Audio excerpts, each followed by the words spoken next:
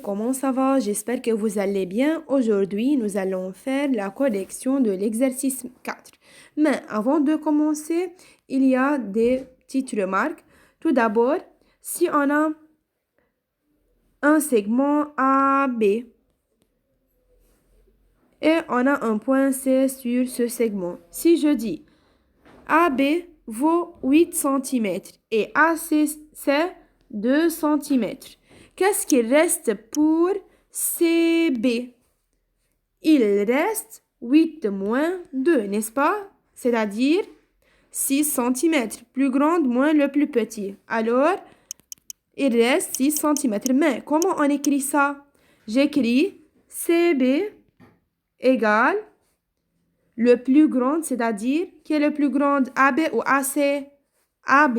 Alors, j'écris ici AB moins le plus petit. Le plus petit, c'est AC.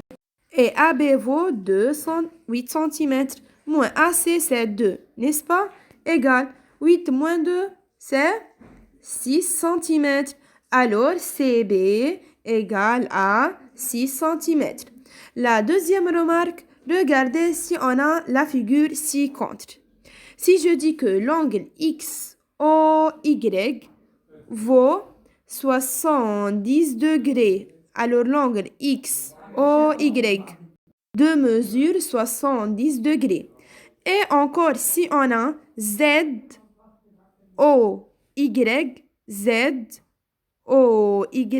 c'est 30 degrés. Alors, c'est 30 degrés. Qu'est-ce qu'il reste pour XOZ ici? Qu'est-ce qu'il reste? Il reste 70 degrés moins 30 degrés, n'est-ce pas?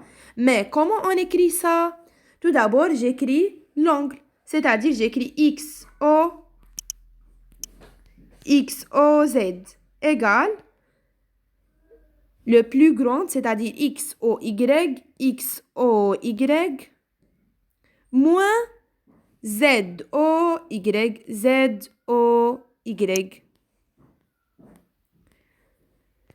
XOY de mesure 70 degrés moins ZOY de mesure 30 degrés. Alors, 70 degrés moins 30 degrés, c'est 40 degrés. Alors, l'angle XOZ vaut 40 degrés ici, n'est-ce pas? Maintenant, il faut appliquer la deuxième remarque ici. Que veut dire ça et comment on applique la deuxième remarque? Regardez, montrez que RIS égale à MIN.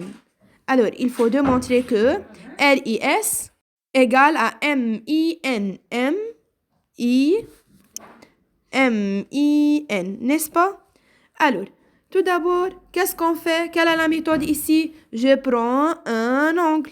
Alors, je prends RIS et il faut décomposer RIS, n'est-ce pas? Mais regardez à RIS. C'est RIS ici, n'est-ce pas? Comment on décompose RIS ici? Alors, on ne peut pas décomposer RIS. Alors, qu'est-ce qu'on fait?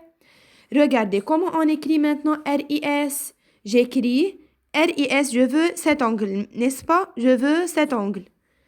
Mais regardez, on peut écrire RIS comment?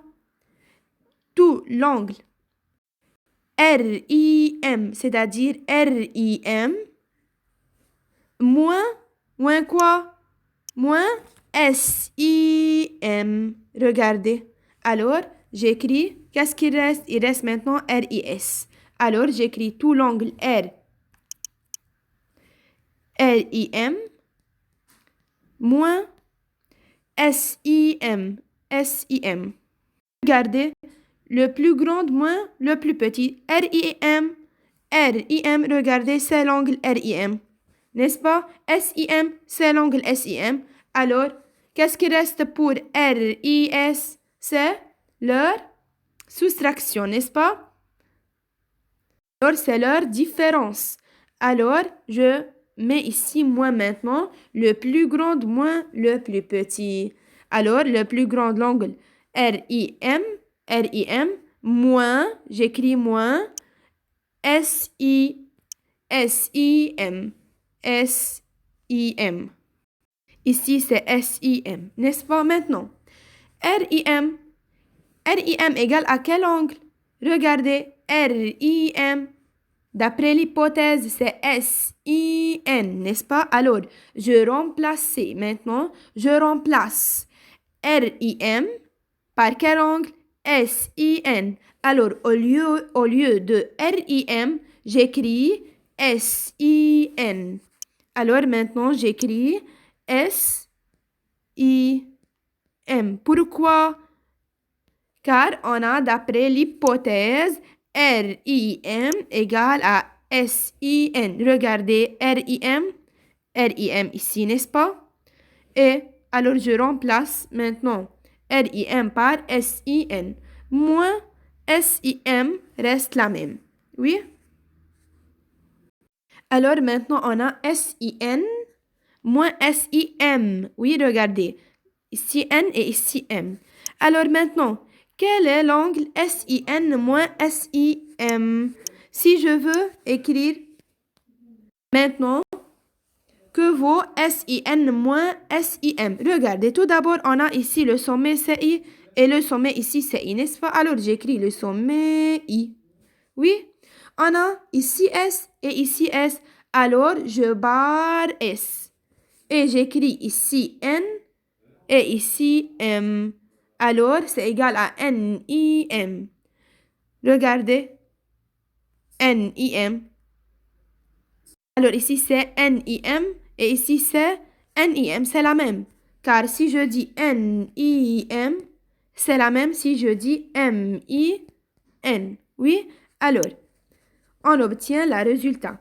Mais encore, si je veux voir maintenant le résultat d'après la figure. Regardez la figure. C'est quoi tout d'abord? SIN. SIN. SIN moins, alors SIN moins SIM. Alors SIM N moins SIM comme ça. SIN. Alors, qu'est-ce qu'il reste? Regardez.